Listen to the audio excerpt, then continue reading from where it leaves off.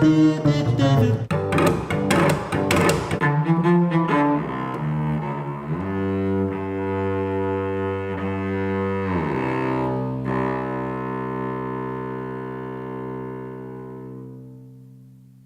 approach to playing music is I use non-traditional techniques. I play below the bridge, above the bridge, slap pizzicato, crackle and roll, rolling my bow against the body of the cello.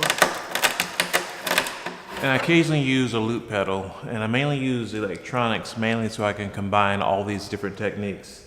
So for instance, I'll use the body of the cello to make a drum beat.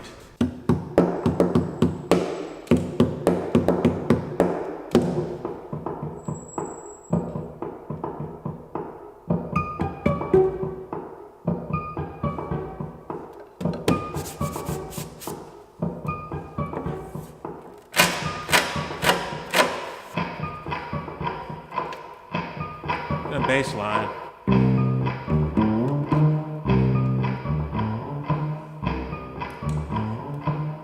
Then I'll add a melody on top.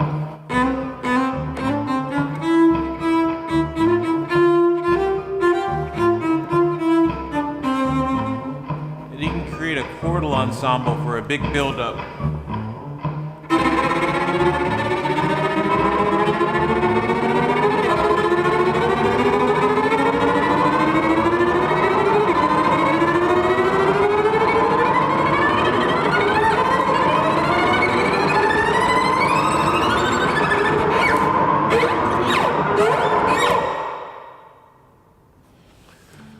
So you can create a lot of different sounds with the cello. A lot of people think of cello, they'll think of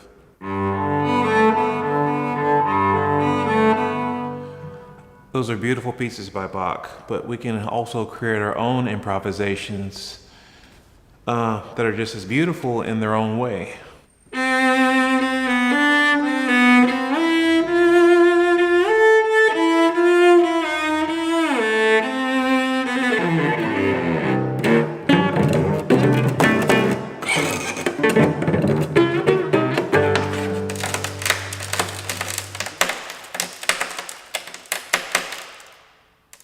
Just like music is a part of my harmonic voice, like the boom, music is also an extension of my desire for change, my desire for social justice, my desire for a better world. So for me, art, whether it be music or visual art, film, animation, sculpture, all of these things are tools for me to try to make sense of this world, to be a catalyst for conversation, to inspire. Create a series of images about civil rights and lynchings.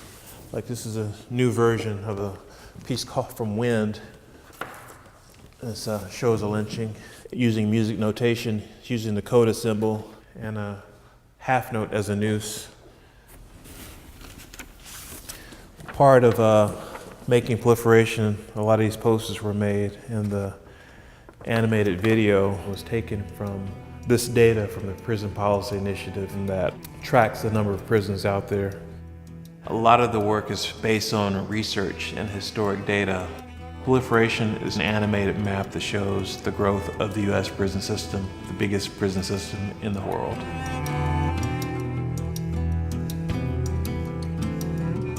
Art being part of social justice is not a new thing. I want to incite reaction to the problem. So for me, linking visual art with music has given me an extended voice to where I can actually use this to explain the atrocities or the injustices that are happening.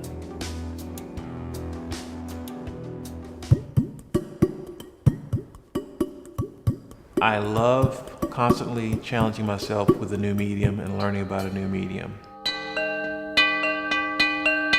In 2010, I was invited to be an artist in residence at the Pilchuck School of Glass. And one of my favorite pieces that came out of the residency was this horn called a sousaphone. It's named after John Philip Sousa, the king of marches and Dr. Seuss. And it's in the key of B, so you can, has a hole in the bottom where you can actually alter the sound a little. So you can change the pitch a little bit, but it's mostly like more like a cornet. You know what's really sucky is when the camera's on, I can't play the thing. I'm learning to embrace when things turn out differently. If I have any type of expectations, more than likely I'll be disappointed. It's so weird. What's really important is to try something new every time you play and not be afraid of making mistakes. And I do that with visual art as well. Having these ideas of what you can and can't do can be one of the most limiting things. Let me give that a chance. Yeah. Just had an odd incident that happens quite regularly. I just went out to a bus that was making a lot of noise while we were filming. And I approached the bus driver dressed like this, and he looked at me with a little hesitation when I asked who was the bus driver around. He says, "Who wants to know?" And I thought that was really odd, but not really. I mean, he was quite fearful for no reason. He made assumptions about me, maybe because I'm maybe dressed down a little bit, or maybe because I'm wearing a hoodie, or maybe because of my skin hue. I'm not as annoyed this time as I normally am, but I'm gonna play a piece about how annoyed I used to be. And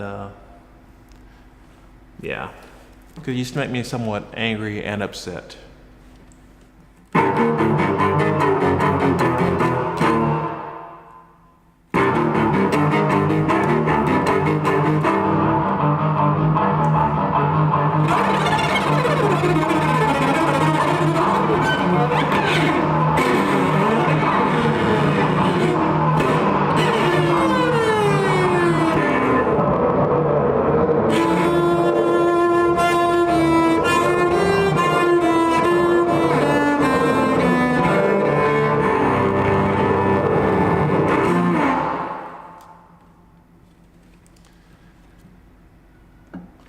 So I feel better now.